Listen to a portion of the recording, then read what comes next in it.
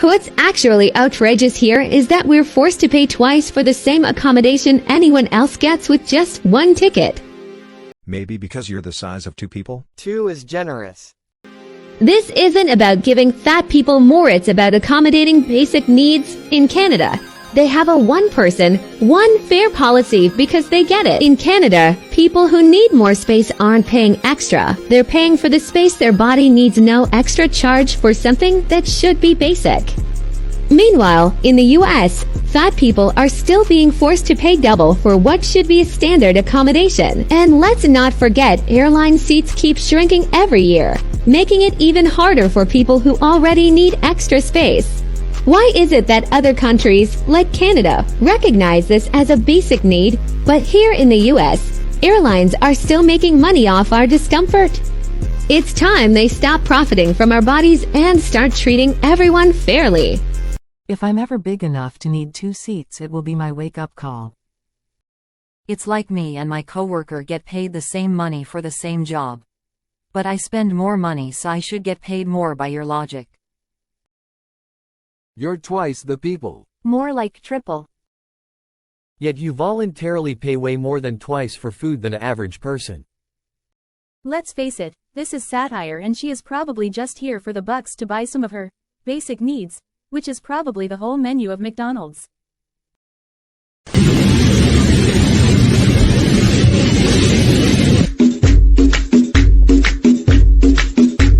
She had to buy 2 seats? Nope, the person sitting next to her is under there somewhere. 2 airplanes. Brandy Melville making bigger sizes? Let's go see. Wait, so is everything actually one size fits all? Oh Lord. Is there a fitting room? Yes. Okay. Thank you. Okay, first of all, this is a runway. And second of all, watch me work. They said big bag bitch, get to the bag. They said big bag bitch, you want a snack? Well, this big bag bitch, she got the stack. So put big bag bitch clothes on the rack. Ooh, on the macaroni. Move and shake it for me. Ooh, we shaking and quaking. The brands are phony. Ooh, the brands are phony. Ooh, they need a Tony. They need an Emmy, Oscar, Grammy, cause the shit's baloney. Plus size people need clothes too. One size fits all, and y'all mad when the one size fits all? Skinniness is a disease of the mind, and I hope y'all get well soon. Do you drink water during the day? No water at all? Okay. All right. And then what are you drinking during the day?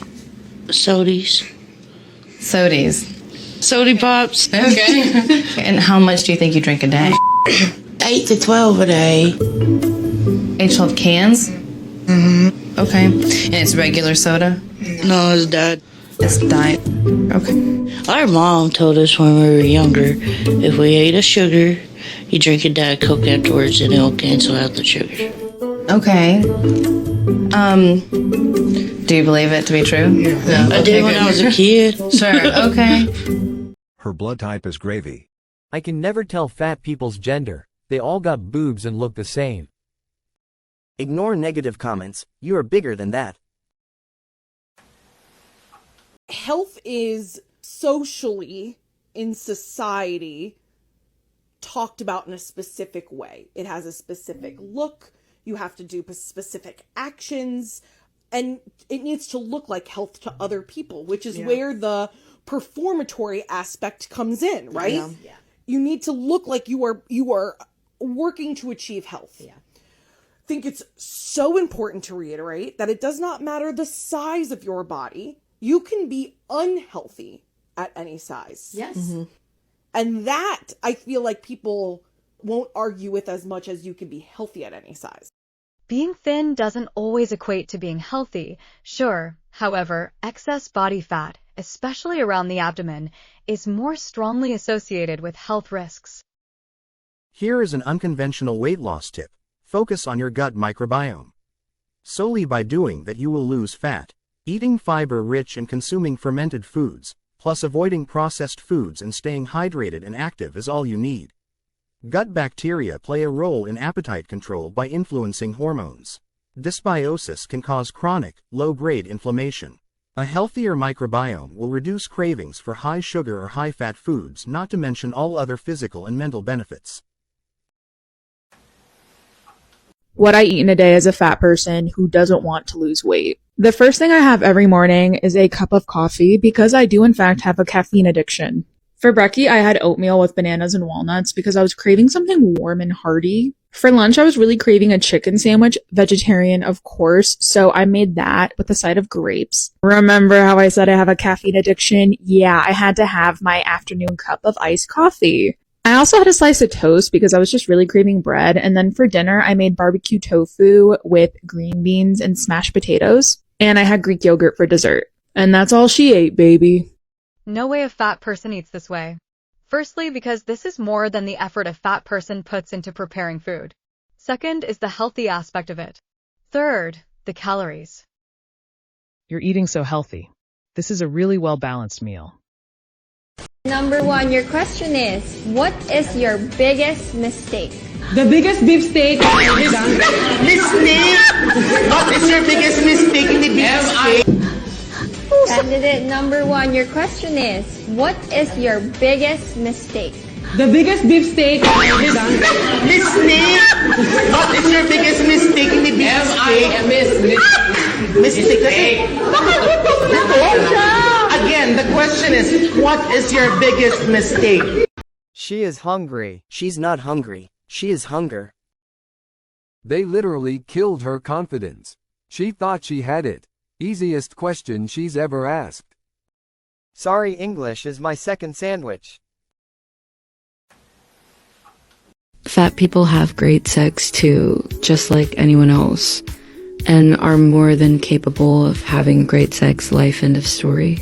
The idea that fat bodies aren't desirable or can't have fulfilling sex lives is outdated and harmful. We have sex just like anyone else. It's about communication, comfort, and finding what works for both of us. It's 2024. Let's stop assuming what people can or can't do based on their bodies and start respecting how we all experience intimacy. Poor bed. Can you please make a highly detailed video explaining how? I'm a scientist. End of story. Then continues to explain the story. Parents, they go to the front office and they complain about their kids being in my class. You know, is he gonna be able to do this? I had one parent, she said, what if he falls on the kids?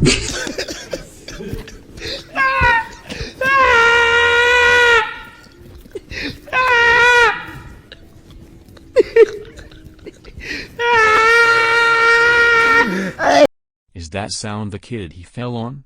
The cameraman took that wide angle just when he said that. We needed a visual. Here is a weight loss tip. Focus on sleep. By prioritizing 7 to 9 hours of quality sleep each night, you can optimize your body's ability to regulate hunger, burn calories, and reduce cortisol, which promotes fat storage. So here's the thing.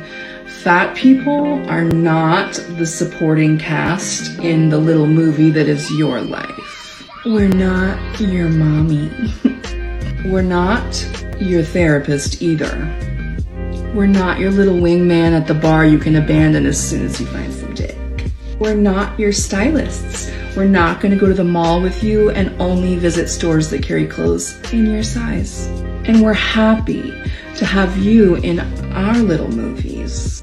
But if you want to be in them, here's what you're going to do. Educate yourself on fat politics and fat liberation. Actively ask us about our dumb little crushes and love interests. When you ask us to dinner, choose a restaurant with accessible seating. Provide accessible seating in your own home. Advocate for your fat friends whenever you can, and remember, friendship is reciprocal. What is this us versus them mindset? I don't have to do anything. If my friend happens to be fat, then that's just what it is. I am not gonna do something I wouldn't do for others. I don't eat that kind of meat. I haven't really eaten it since I've been here. You're not gonna fade away. You're gonna be fine.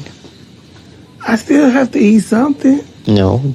You're eating the food that belonged to the next 4 years ahead of time. She's ready for hibernation. Are obese people responsible for climate change and the food crisis? If they eat enough for 10 people, how much pollution are obese people responsible for? Your worth is not determined by the size of your body. Just because diet culture runs that way doesn't mean the rest of the world does. But your body and appearance tells a lot about your character. That's a fact. Facts. I'm getting sick of weight loss and people who do it in general. My question to you guys is... I ain't answering no motherfucking question. Ooh. Mr. White, what would be the first meal that you would feed me? Salad. Wait a minute. Not even salad. Air, the water. Something that doesn't have calories. Another weight loss tip.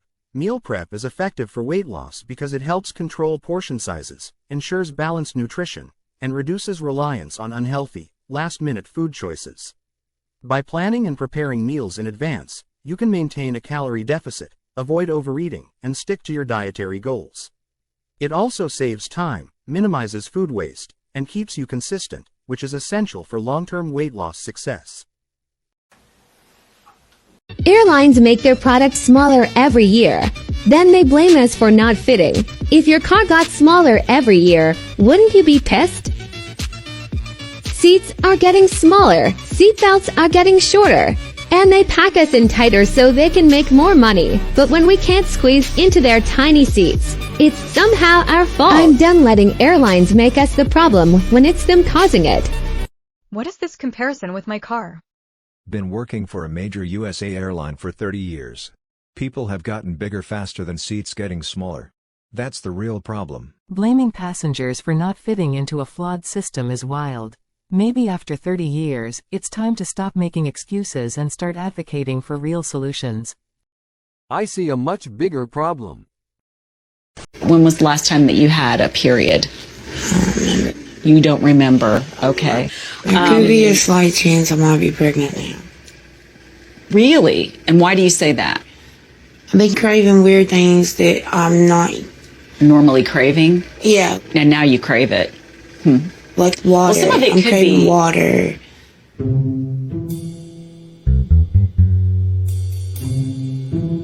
Yeah. Bet you ain't pregnant, you're thirsty. You're just thirsty, bitch. Go drink you some water. It'll be alright. Or diabetic.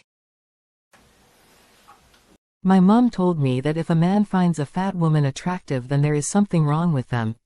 Which really made me think any guy interested in me was mentally unwell. I got this message too, and I internalized it in a really specific way.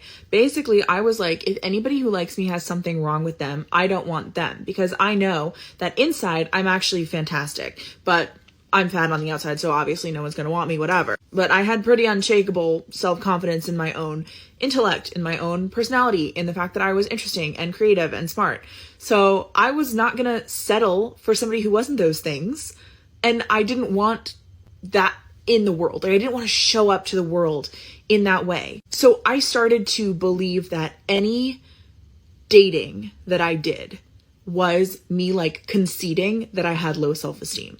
Any acceptance of any kind of attention was me being like, that's correct. I am low value. Like, that's how I read it. So I boycotted dating.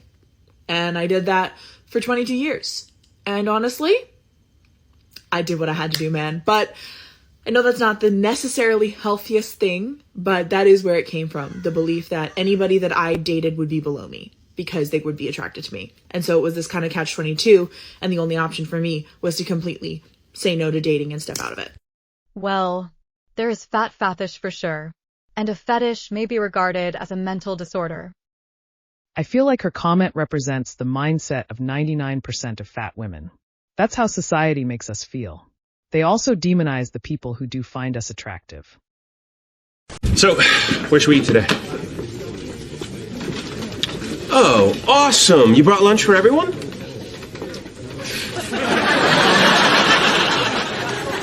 She is everyone. Mama, may I have cookie? No, Diabito. Roll back to kitchen. Oh.